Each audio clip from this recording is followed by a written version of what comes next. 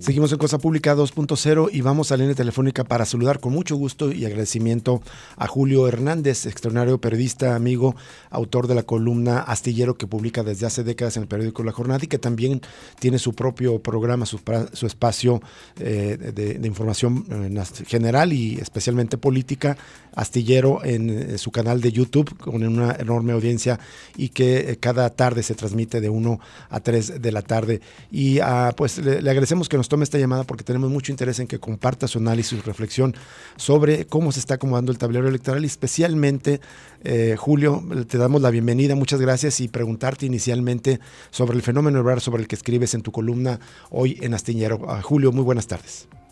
Muy buenas tardes, qué gusto de saludarlos y a la audiencia de la UDG, con mucho gusto. Gracias, Julio. Pues ahora que ya se definieron las precandidaturas, se llaman de otra manera, pero claramente son candidaturas a la presidencia: Claudia Sheinbaum por el oficialismo, Xóchitl Gálvez por la partidocracia tradicional y Samuel García, todo indica que será el candidato del Movimiento Ciudadano. Pero en este contexto también esta semana finalmente Marcelo Ebrard se define, no se sale de Morena y supuestamente llega a un acuerdo directamente con Claudia Sheinbaum que le reconoce ser la segunda fuerza dentro de Morena. Pero tú escribes sobre esto. ¿Cuál es tu lectura de cómo se arregló, negoció o cedió finalmente Marcelo Ebrard, Julio Hernández? Pues mira, creo que se dio en el marco de los tradicionales acuerdos que suelen darse entre partidos políticos y entre personajes relevantes de la política. Marcelo Ebrard, Morena, mantuvieron el suspenso acerca de cuál podría ser el destino del ex canciller, cuando en realidad, según luego dio a conocer el propio Marcelo Ebrard, se habían realizado 2 reuniones previas de él con Claudia Sheinbaum, la virtual candidata presidencial de Morena, para ir ajustando un acuerdo político, un entendimiento, así lo denominó Ebrard, que pareció haber resuelto el problema de que se mantuviera la unidad interna de Morena, pero que debido, me parece a mí, a una serie de entrevistas en medios electrónicos que dio Ebrard, se fue mostrando con una interpretación, a mí me parece que magnificada, exagerada, de la reunión que había o las reuniones que había tenido con Claudia Sheinbaum, y trató de posicionarse como alguien a quien sí le habían reconocido que hubiera irregularidades graves en el proceso interno de Morena, y por otra parte, que él podría constituirse en la segunda fuerza interna de Morena. Creo que en ambos puntos descansa una posibilidad que podría parecer impensable ante la larga carrera política de Marcelo Ebrard, el que le hubiera ganado una especie de soberbia, vanidad o protagonismo de tratar de posicionar su imagen como la de un hombre triunfador en una batalla interna, en igualdad de circunstancias con la virtual candidata presidencial.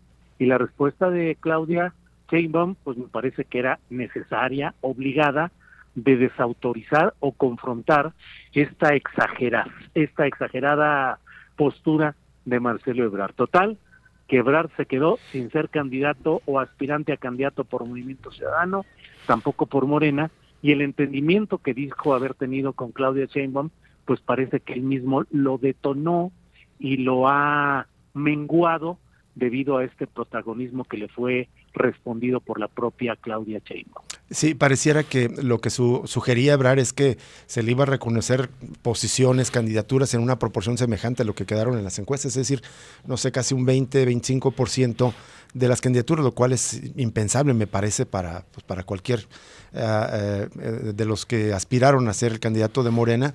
Y la respuesta de Claudia Sheinbaum en un punto me parece muy importante. Por ese camino de las facciones o las corrientes se iría en el camino del PRD, ¿no? Sí, pero fíjate, a mí me llama mucho la atención la manera como se ha descuadrado la figura de Marcelo Ebrard, quien lleva 40 años activo en los primeros niveles de la política nacional, claro, y de quien se esperaría un comportamiento distinto al que ha estado teniendo. En 2 meses y fracción ha cometido una serie de errores políticos casi de amateur, no del gran profesional que se supondría, y en este caso me parece a mí que cometió 2. Uno, el pretender asumirse como fuerza interna, cuando los propios estatutos de Morena establecen muy claramente que eso está prohibido. No conocerlo o no reconocerlo híjole, pues es un error de principiante en la vida interna de Morena.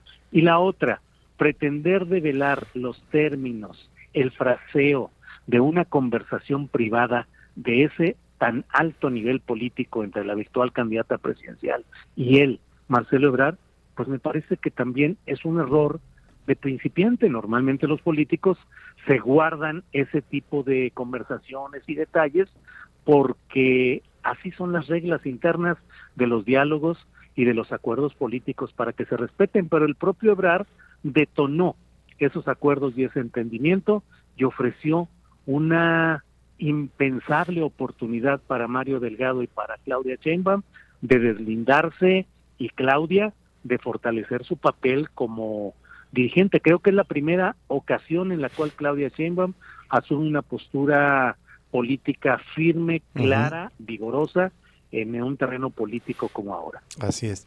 Y con esto, ¿ves tú, Julio, que dentro de Morena, digamos, quedan zanjadas las principales candidaturas, es decir, la elección al presidente y a las gubernaturas sin fisuras graves? Es claro que sí hubo inconformidades, pero con esto se zanjan, podríamos decir, un grave conflicto dentro de Morena de cara a la próxima elección. Fíjate que yo he sido muy crítico de la gestión de Mario Delgado. Me parece que es un hombre que no tiene en su textura real el espíritu de la regeneración nacional. Me parece un político oportunista y de otra índole. Pero bueno, alguien me diría, ¿y quién en la política actual no lo está haciendo?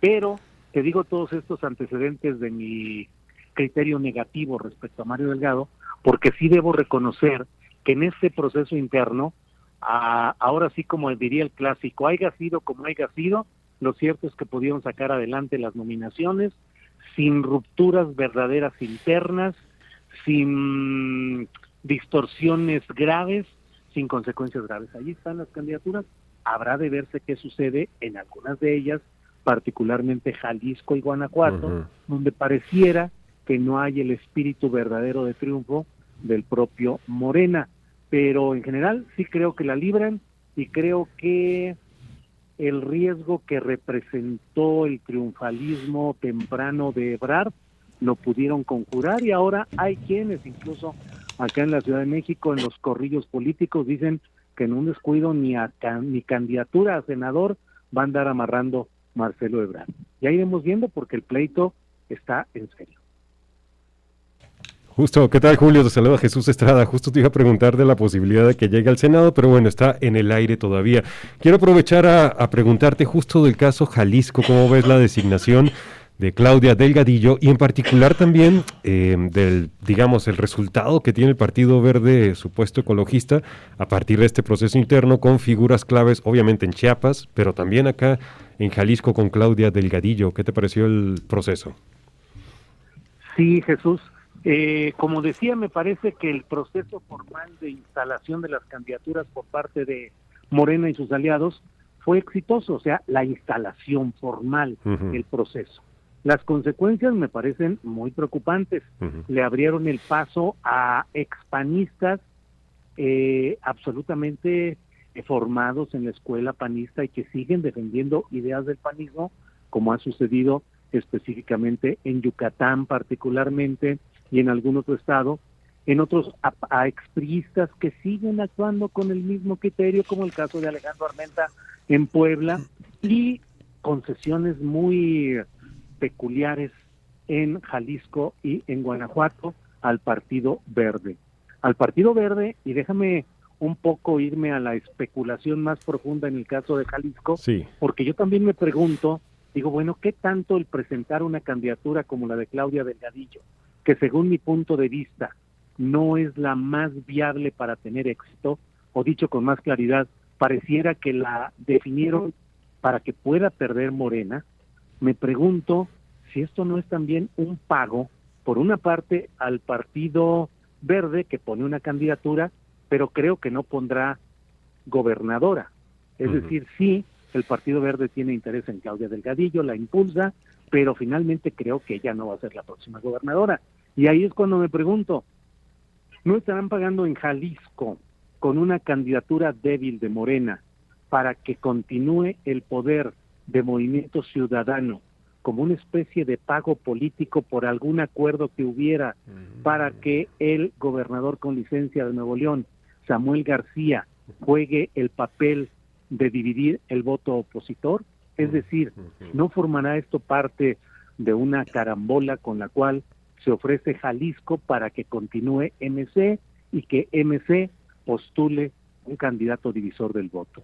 Son algunas preguntas que me hago. Una jugada a dos bandas tiene mucho sentido, pero aún así, de todas maneras, parece ser que el fenómeno Xóchitl, pues ya está confirmado que está desinflado. La última encuesta que presenta el Heraldo le da a Claudia Sheinbaum 38 puntos de diferencia respecto a Xóchitl Gálvez. Es decir, si hay un voto dividido de dos candidatos de oposición frente a Morena, sin embargo, de todas maneras, la candidata del PRIAN no levanta. Y el último, digamos, caso fue justamente el domingo, cuando se le fue el teleprompter y quedó sin saber qué hacer, ¿no? Sí, es una tragedia interna del Frente Amplio por México, el que la candidatura que prepararon y dispararon como todo un fenómeno mediático que habría de ser la personalidad de Xóchitl Gálvez, pues se siga quedando en la grasejada, en la ocurrencia, en el cotorreo, en el jajajiji, del cual dio una cuenta estrepitosa, grotesca, esa pérdida de la hilación, porque el teleprompter se le apagó y no supo qué hacer, cuando los políticos en general lo que queremos a veces es que guarden un poquito de silencio, que hagan una tregua en sus cascadas oratorias, porque tienen todos mucho que decir, y aquí Xóchitl se quedó pasmada con una risita pues muy poco edificante en términos de capacidad oratoria, y eso muestra esa tragedia en la que no tienen una candidatura viable, no pueden aspirar realmente a ganar la presidencia con una candidatura así, pero pareciera que ya no pueden hacer otra cosa. Sin embargo, fíjate cómo hoy el presidente de la República en su conferencia mañanera de prensa dijo que hay que estar, no se asusten, dijo, porque vienen campañas mediáticas muy duras. En cuanto empiecen las precampañas, va a haber muchas cosas, y recordó esa frase del trópico tabasqueño de decir, lo mejor de todo es lo peor que se va a poner. Es decir, quién sabe cuántas cosas haya todavía pendientes, en el curso de esta campaña que pueda cambiar los índices de intención de voto. Así es, Julio, y si nos permites, pues te seguimos por ahí molestando para que nos compartas tu lectura, tu análisis justamente de lo que venga más adelante. Con mucho gusto, siempre agradecido y con un gran saludo a la audiencia. Gracias. Al contrario, Julio Hernández, te mandamos un saludo y un gran abrazo. Hasta luego, Julio. Buena tarde. Julio Hernández, autor muy recomendable de la columna Astillero, cotidianamente en La Jornada. Hoy habla justamente de este tema Ebrard en particular y de manera cotidiana un análisis político muy importante. Y le recordamos, antes de irnos a la pausa, que todavía tenemos un pase doble para asistir. Es un regalo de Radio Universidad de Guadalajara y el Teatro Vivian Blumenthal, que están invitando a la obra Abuelo este sábado 18 de noviembre. Es a las 8 de la noche, no tiene que venir a recoger el pase doble acá, con que llegue 30 minutos antes al Teatro Vivian Blumenthal, ahí puede recogerlo. De tal manera que las personas que nos marquen al 33, 31, 34, 22, 22, extensiones 12801 a la 12803, corrijo, la primera persona, porque ya se fueron dos pases, la primera persona que llame se lleva este pase doble. Vamos a la pausa y regresamos para cerrar Cosa Pública 2.0.